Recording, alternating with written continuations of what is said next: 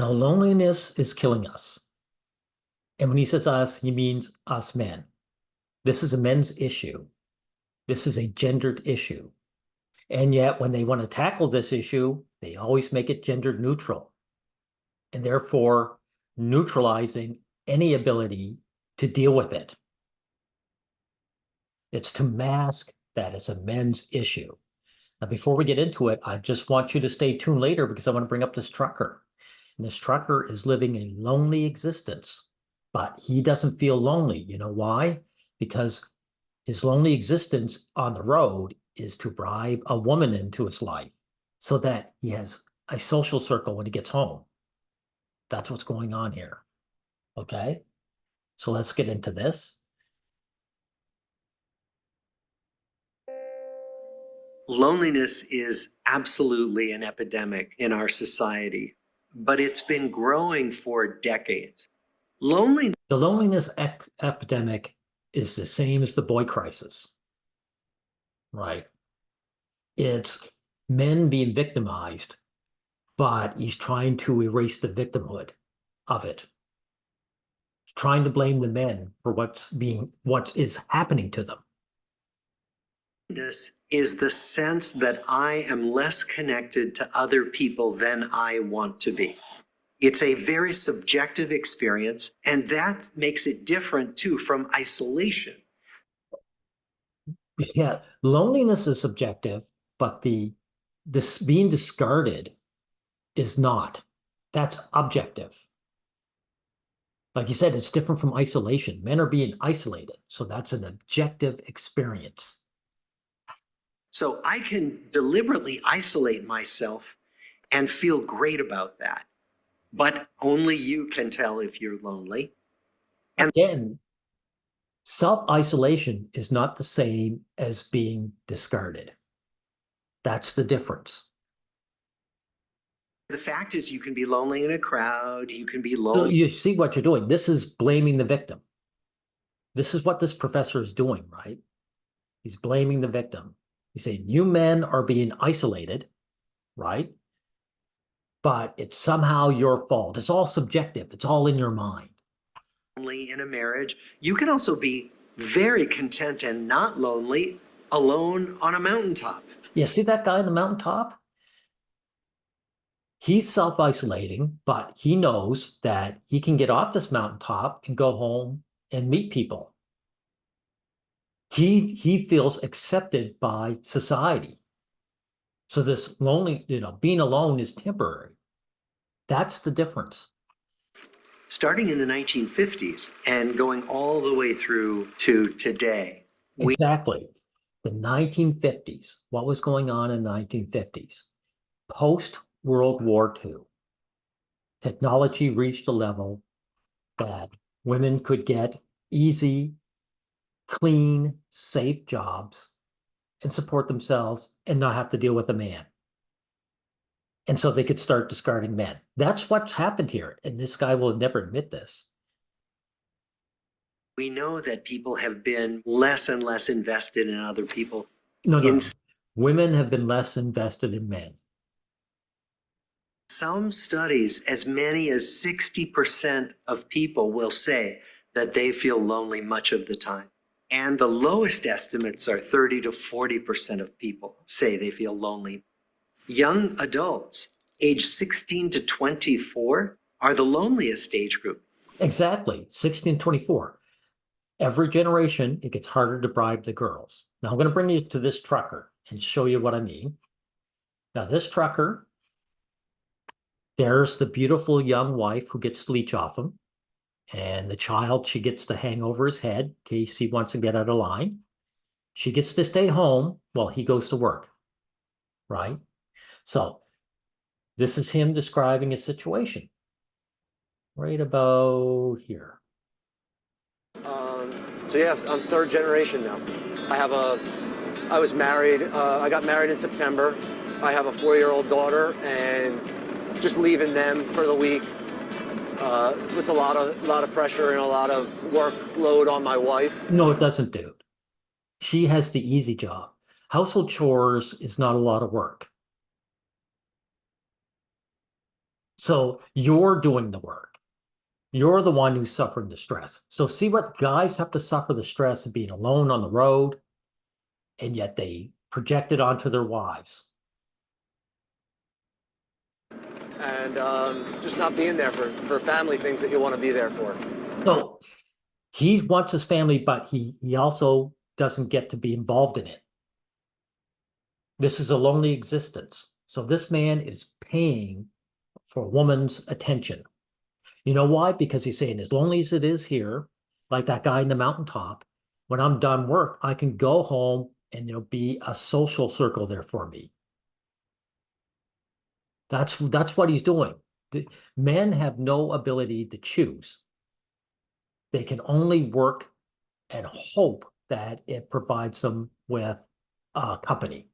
That's what's going on here. They tell you. So that's perfect. You know what's going on there? Yeah. And then again, among older adults, there is an increase in loneliness, particularly as people lose friends, lose partners. But loneliness is pervasive across the world, across all age groups, all income. Well, all this not he's false. This is false. He's wrong. Not all categories. Women are not suffering this loneliness. That's a fact. Worldwide, it's men. Income groups, all demographics.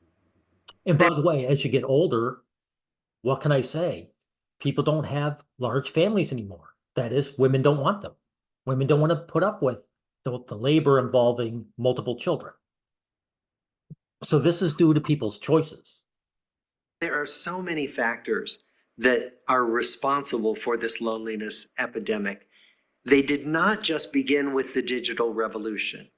Loneliness was on the rise, as we know, at least from the 1950s. Thank you for admitting that. Exactly. So you can't blame the digital age, right? This technology is only allowing people to do what they wanted to do. And women always wanted to discard men, always.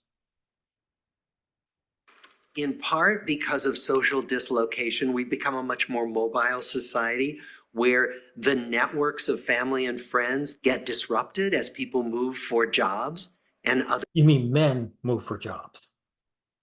Like again, that's why this trucker is so perfect, right? Where is he here? This guy right here, see? He's moving around all the time. That's him working to keep a woman around so he doesn't end up lonely. That he has some kind of social circle to be around in. If women like men for themselves, men would need to travel all over the world to get education and therefore unemployment. Education just means employment. To get employment, to bribe a woman into their lives. And the young men now just can't do it. Other kinds of opportunities like education. All of that is good on the one hand, but that it tears us away from the fabric of belonging that many of us are born into and spend much of our lives creating. Then Creating, like men have no, this is what I'm talking about, blaming the victim. Men have no ability to create social circles. They can only work towards them and hope it happens. You know, this is more agency onto men. These women here are not lonely. They can get online and meet friends if they want to and get boyfriends. And they don't have to anyway. They've got female friends at home. there is the world of screens. So when television came into the American home, there was a decline in investing in our communities. People went out less, they joined clubs less often. Now, see this is a perfect picture. See these women hanging around? This is still happening, even as we speak in the modern era. So the online presence isn't changing anything for women. It's changing things for men because the core issue is that women never wanted to be with men in the first place. They went to houses of worship less often. They invited people over less often. All of that seems to contribute to our increasing disconnection and our increasing levels of loneliness. That was made worse as the digital revolution gave us more and more screens to look at and software that was designed specifically. That's just nonsense again. I remember a couple of nieces of mine when they were young, sitting on the couch, not looking at each other, but they were texting to one another. They were still involved with one another. They were just using the technology. They still had each other's company. So it's not the girls that are suffering, dude, and you know it. These people cloud the issue and make things worse. This Harvard professor, by the way, he's not like that trucker, is he? He's not traveling all over the place. He has enough status as a Harvard professor that he could stay put, and he probably has a wife leeching off him and his fake friends. To grab our attention, hold our attention, and therefore keep it away from the people we care about. We know that people with strong social bonds are much less likely to die in any given year than Thank people. you for mentioning this, okay? Because women live longer than men, don't they?